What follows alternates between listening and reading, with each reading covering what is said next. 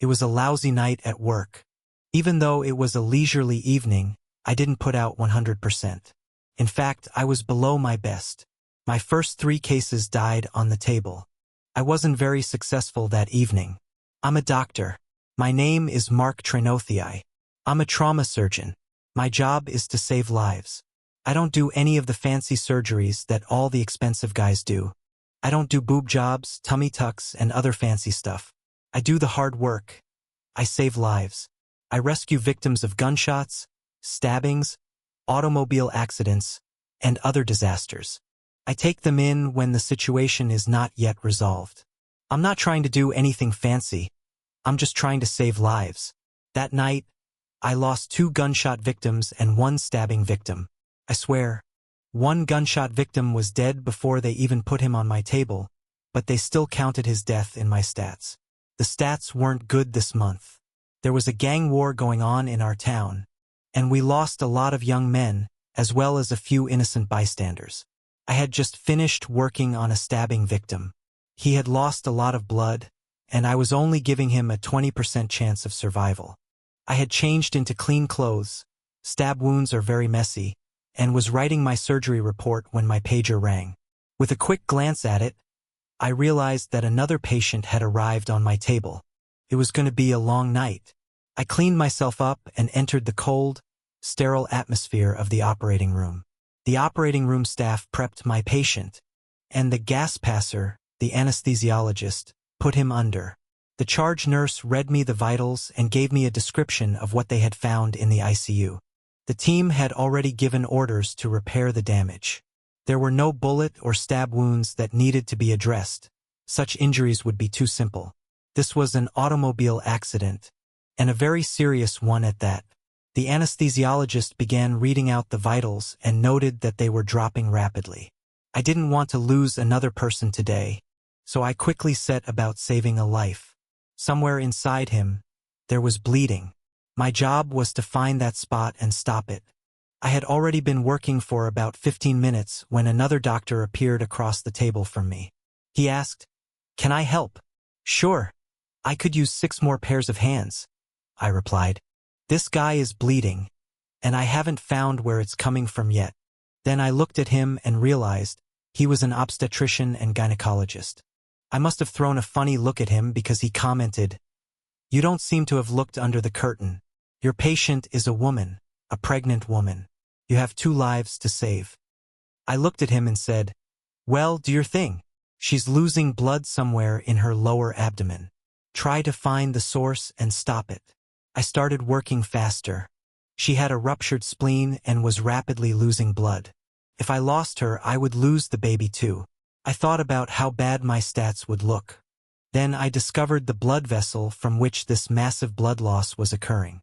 My attention shifted again. I focused on stopping the bleeding. We kept her on the table for almost 4 hours before we were able to stabilize her. The OBGYN and I sent her to recovery. We had done everything we could for her. Now it was up to her, or God, if you want to believe. If she lived through the next 12 hours, she would have several more surgeries for broken legs, a shattered foot, and various facial injuries. While I was getting cleaned up, the OBGYN informed me that she was the only survivor of the accident. Her husband had died on the way to the hospital. The driver and passengers of the other car had died as well. He also informed me that the fetus did not look good. It would most likely abort within the next 24 hours. Poor baby girl, I thought. She's going to have to go through a lot of grief and trauma. I decided I would refer her to one of the psychiatrists. I don't know why, but after getting myself cleaned up, I stayed for the rest of the shift. I walked into her room, pulled up a chair, and sat by her bed. I wanted her to pull through. I slept in that chair most of the day. For the next few days, there was no significant change in her condition. One afternoon, when I got to work, I got a call from the OBGYN. She had lost the baby. It was a little girl. So even though our patient had survived the procedure, I had still only saved 1 out of 2. It was another week before she began to come out of her coma. Her body was now breathing on its own, so the ventilator was removed. 2 days later, she began to move around in her bed. The ICU staff called me in. I was there when she opened her eyes for the first time. She was disoriented, not quite conscious. When her gaze stopped on me, I began my speech. "Good morning. Welcome back to this world. You were in a car accident and have been in a coma for 2 weeks. Water," she interrupted. Her voice was horrible, a raw sound coming from a human throat and used for weeks. I picked up the glass and brought the straw to her lips. "Drink in small sips. Your stomach may revolt." She managed to hold the water down, and I returned to my lecture. "You have many wounds that must heal before you can leave us. Please plan on spending at least 2 months here." She tried to smile, but the stitches around her mouth prevented it. It looked painful. I nodded to the nurse standing by our patient's floor. She was sedated. Our patient closed her eyes and lay back down again. I took her chart and spent some time learning about her. Her name was Yet Taylor. She was married to Joe Taylor, or should I say, she was Joe Taylor's widow. He had worked as an office manager for an out-of-state corporation. Rumor had it that he was a prominent man, yet worked as a secretary at a local law firm. Everyone said they were a happy couple. None of this was in her chart, but the nurses and ER doctors gossiped, and I was attached to this pipeline, yet was now alone in the world. My sources told me that the police were unable to find relatives on either side. For the next couple of months, I visited her at least once or twice a day. I would stop by before my shift started and chat. If it was a quiet evening, I'd sit by her bed and just talk.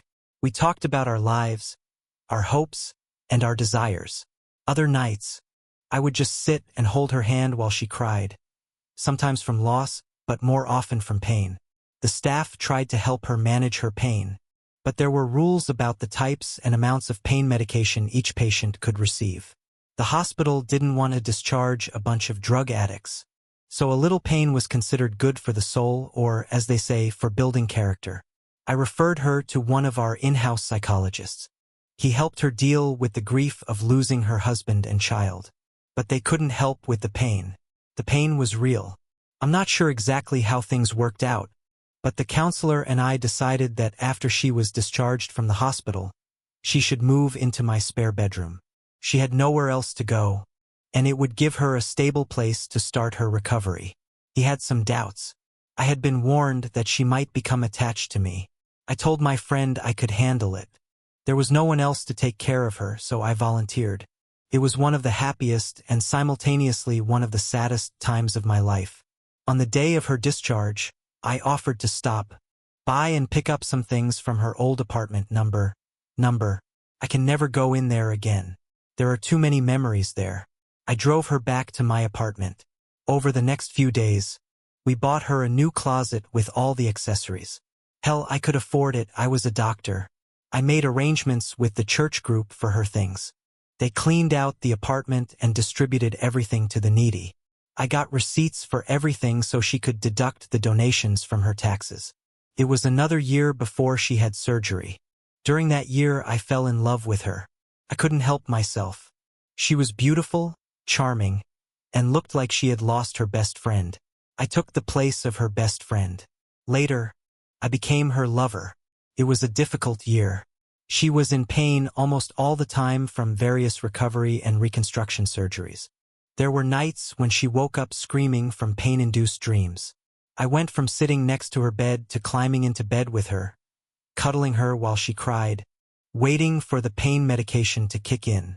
I'm not sure exactly when it happened or how, but instead of going to sleep in our own beds, we both ended up in mine. It took a while because of her injuries and the pain she felt when we touched each other. But one night, we normalized our relationship. It wasn't the wild and crazy intercourse you read about in romance novels. She was still recovering from various surgeries, but it felt pretty damn good. IET and I developed our relationship over the next few years. We became one. Her nightmares disappeared, and our loving relationship grew bigger and bigger in direct proportion. Years passed, and we got married. Nothing fancy, just a few friends in the presence of a justice of the peace. We honeymooned in Cancun with nothing but sun, sand, and hours of lovemaking. I was happier than I'd ever been in my life. IT blossomed. She was happy, and the nightmares finally stopped. The only downside was her chronic pain. When the weather changed, everything hurt. We tried aspirin. When that didn't help, we tried Advil. That didn't help either. I was a doctor, so I started prescribing something stronger. I knew I was a surgeon, and I wasn't supposed to be prescribing medication to relatives, but I loved her and couldn't see her in pain. I kept the dosage low and changed the meds. I didn't want an addicted wife. I talked her into joining a group of pain management counselors. She started attending their meetings weekly. One day, when I got home, she informed me that she had a job. We didn't need the money, but she needed the satisfaction of accomplishing something. She got a job as an assistant to a very expensive photographer. He shot all the top models in the area. AT became a fan of these beautiful people. Soon, IET and I were invited to their parties. These people were shallow, self-centered individuals, but IET idolized them.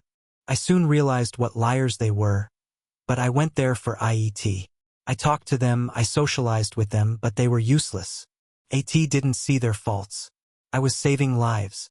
I was giving back to society. They didn't contribute anything meaningful to the world.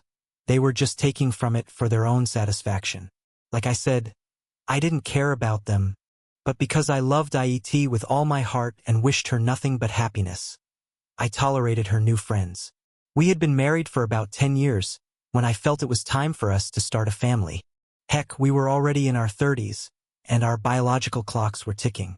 Took a lot of coaxing, but IET agreed to go to an OBGYN and get permission to have a baby. She got permission, and we had a little ceremony, throwing out condoms and starting a calendar with her morning wake-up temperature. We tried to pinpoint exactly when she was ovulating. After almost 8 months of trying, I took a test. My reasoning was that IET was pregnant when she was in the accident, so it couldn't be her. Maybe I was shooting into the void. The test results showed that I wasn't the problem. Now, I had to figure out how to test IET. If IET suspected that the problem might be her, I worried about how it might affect her mental stability. I spent the next few months watching her, looking for the right moment to ask her to check her fertility. I'm not the most suspicious person, but I was an experienced observer and planner. As a trauma surgeon, I had to be constantly on the lookout for what was wrong with the patient on my table. These skills carried over into my regular life. Over the years, I learned to notice the little clues that could be the difference between life and death. These habits led to something not adding up in IET's life. I began to notice that she wasn't as frisky in bed. A couple of times a month, she went on dates with either coworkers or girlfriends. All the classic signs were there. I also noticed that she had stopped asking me for painkillers. I figured her pain management group was helping her cope. One day, I ran into one of the members of her group at the local mall. I was killing time before I could get home to join IET at one of the parties for the beautiful people. I wanted to get home after IET left because I had a long shift in the operating room. All I wanted to do for the next week was sleep. As the day went by, a woman asked me how IET was doing. She said, "IET hasn't gone to any of our meetings in months." Alarm bells rang in my head. That night, I didn't get the sleep I had planned. I began to suspect that my beloved wife was receiving better medication than I was able or willing to provide. I knew I would need to keep an eye on her to make sure I didn't miss the signs I knew all too well as a doctor. I also knew I had to protect myself from her needs. If her provider started pushing her, our bank accounts would evaporate, and things in the house would start going missing. The next morning, I spent some time at the bank, protecting myself. After lunch, I met with my attorney and the investigator he recommended to me. It only took the investigator a week to confirm my suspicions. AT was a drug addict, and she paid for her habit with intimacy. For drugs, she was willing to do whatever he demanded. That afternoon, while I worked and the vet plied her trade, a private investigator changed the locks on my house, packed up all her belongings, and arranged boxes in and around her car in the apartment her pusher had provided for her to work in. When everything was ready, AT was served with divorce papers while she was busy with several of her clients. She didn't even try to contact me. She just moved into her suitor's apartment. The divorce moved quickly through the court system. Yvette did not attend court hearings, hire an attorney, or ask for anything. She didn't even make payments on her car, and it was soon totaled. The only thing she walked out of our marriage with was the clothes on her back, as she left boxes of her belongings in the parking lot of a cheap motel. After receiving a subpoena a few years later, I met IET again. She and her friends were on the 6 o'clock news. The police had raided their small business. With morbid curiosity, I followed the trial. IET got 8 years for drug dealing and a host of misdemeanors.